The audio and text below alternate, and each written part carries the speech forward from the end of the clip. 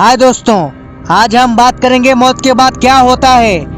मौत के बाद इंसान की आत्मा कहाँ जाती है और वो कहाँ रहती है। मान्यता है कि किसी की मौत के बाद यमराज या उनके दूत उसकी आत्मा यानी सूक्ष्म शरीर को लेने आते हैं।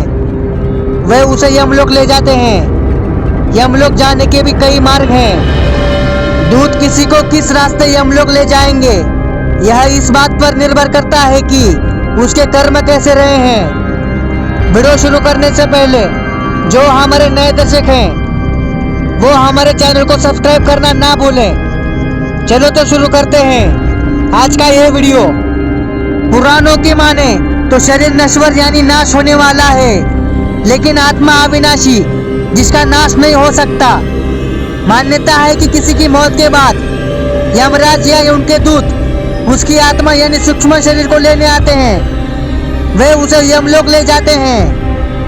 यमलोक जाने के भी कई मार्ग हैं। दूत किसी को किस रास्ते यमलोक ले जाएंगे यह इस बात पर निर्भर करता है कि उसके कर्म कैसे रहे हैं। यदि वह पापी है तो उसे कई यातनाएं सहते हुए वहां तक पहुंचना होगा। यही नहीं, यमलोक में भी उसकी यातनाएं जारी रहेगी।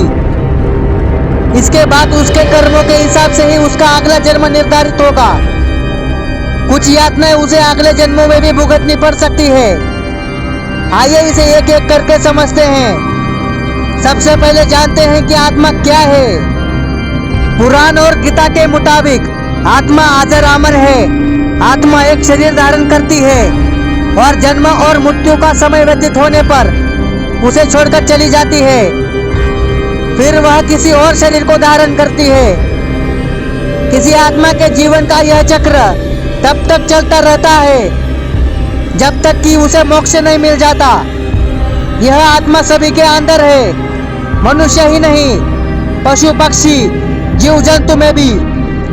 आत्मा के तीन स्वरूप है, जीवात्मा, प्रेतात्मा और सूक्ष्मात्मा।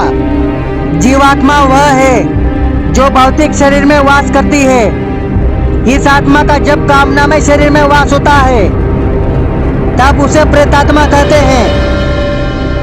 वही आत्मा जब सूक्ष्मतम शरीर में प्रवेश करती है तब उसे सूक्ष्मात्मा कहते हैं। सूक्ष्मात्मा ही आत्मा का वास्तविक स्वरूप मानी जाती है। कहने का मतलब यह है कि आत्मा हमेशा एक शरीर के साथ होती है। एक शरीर को छोड़कर दूसरे शरीर को धारण करने के बीच के समय में भी वह एक सूक्ष्म शरीर में रहती है। जब आत्मा कोई शरीर छोड़ती है तो वह ज्योति स्वरूप बाहर आती है। आपके मन में एक सवाल आया होगा कि शरीर के साथ यदि आत्मा नहीं मरती तो फिर वह कहाँ जाती है। जब किसी की मौत हो जाती है तब स्थूल शरीर से अलग होकर आत्मा फिर अपने सूक्ष्म शरीर में प्रविष्ट कर जाती है। इस सूक्ष्म शरीर की बनावट भी स्थूल शरीर जैसी ही होती है, लेकिन वह नजर नहीं आती। इसका आकार इतना सूक्ष्म होता है कि मरने के बाद खुद आत्माएं भी इसे बस अनुभव कर पाती है। कुछ ही आत्मा इसे देख पाती है। पुराणों के अनुसार इसलिए मरने के बाद किसी व्यक्ति को लगता है कि उसका शरीर कितना हल्का हो गया है। हालांकि जिसकी मौत हो जाती है उसे यह समझने में भी काफी समय लग जाता है कि वह मर चुका है। वह काफी समय से अपने शरीर के आसपास ही मंडराता रहता है। अपने छोड़े गए शरीर के आसपास एकत्र लोगों से वह कुछ कहना चाहता है, लेकिन उसकी आवाज किसी को सुनाई नहीं देती। वह परेशान हो जाता है। वह चलता फिरता है, अपने हाथ पैर हिलाता है। वह मानता नहीं कि वह मर चुका है। उसे लगता है कि वह शायद सपना देख रहा है। उसका यह भ्रम तब मिटता है जब वह फिर से अपने शरीर में घुसने का प्रयास करता है, लेकिन उसमें असफल हो जाता है। अब बात करते हैं मौत के बाद क्यों जला देते हैं शरीर। जब तक शरीर का अंतिम संस्कार नहीं कर दिया जाता तब तक जो उसके आसपास मंडराता रहता है। इसलिए सनातन धर्म में शरीर को जला दिया जाता है, क्योंकि यदि उसे दफनाया जाए तो जीव उसका मोह नहीं छोड़ पाता है और उसके इधर उधर ही भटकता रहता है।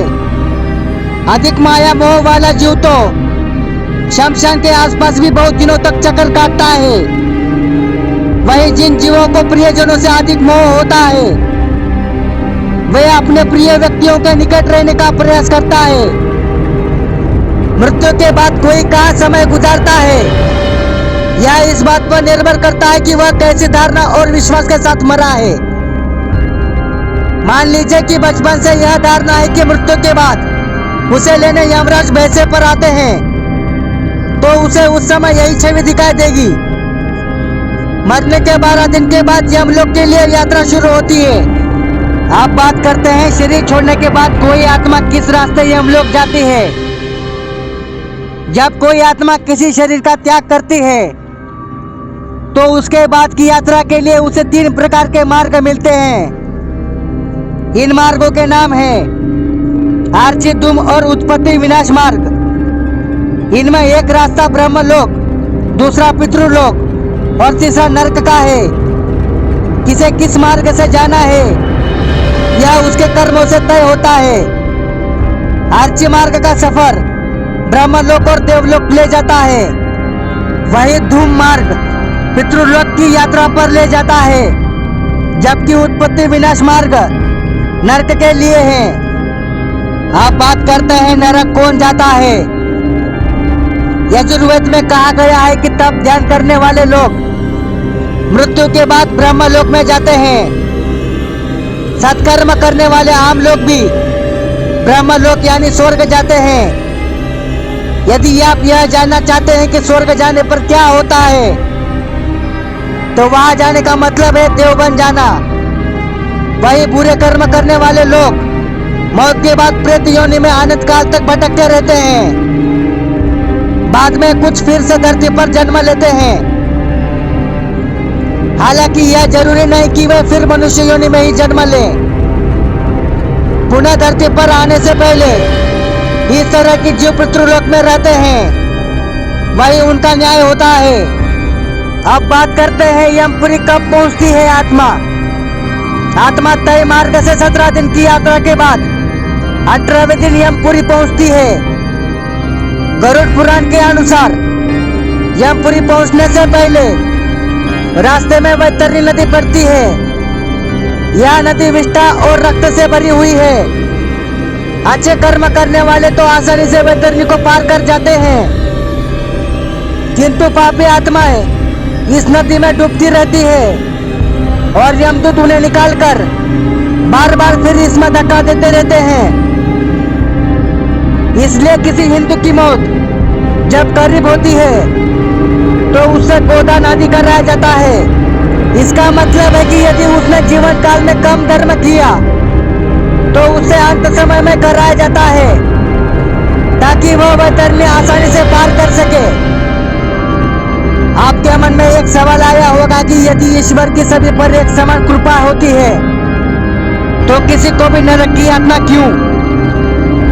इसका जवाब यह है कि ईश्वर हमसे हमेशा ही शुभ कार्य की इच्छा रखते हैं। उनकी रचना इतनी खराब हो जाए वह भला क्यों चाहेंगे? इस व्यवस्था को ही नियंत्रित करने के लिए यमराज की भूमिका है। जब कोई गलत कार्य करता है तो उसे भयानक कष्टों के जरिए शुद्ध करना ही यमलोक का मुख्य कार्य है। ऐसी ही आत्माएं नरक जाती हैं जहाँ उन्हें तरह तरह की यातनाएं झेलनी होती है। ऐसी आत्माएं बार बार शरीर धारण करती है और दुख सहती है। इसे ही 84 लाख योनियों में भटकना कहते हैं। आत्मा जितनी बार शरीर धारण करती है वह योनि कहलाती है। अब बात करते हैं पुनर्जन्म क्यों।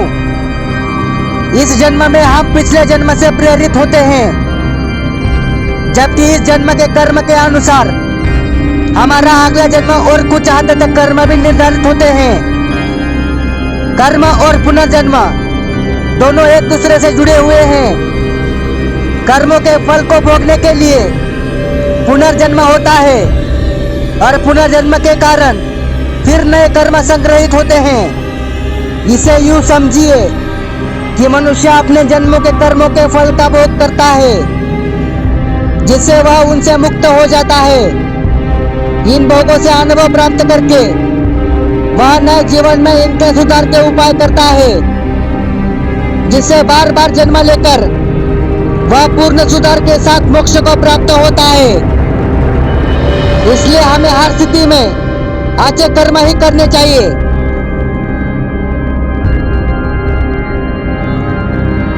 अगर आप ऐसी ही मजेदार वीडियो देखना चाहते हो तो हमारे चैनल को सब्सक्राइब जरूर करें, क्योंकि ये वीडियो बनाने में काफी मेहनत लग चुकी है। तो मिलते हैं अगले वीडियो में ऐसे ही कुछ मजेदार विषय के साथ। तब तक के लिए धन्यवाद।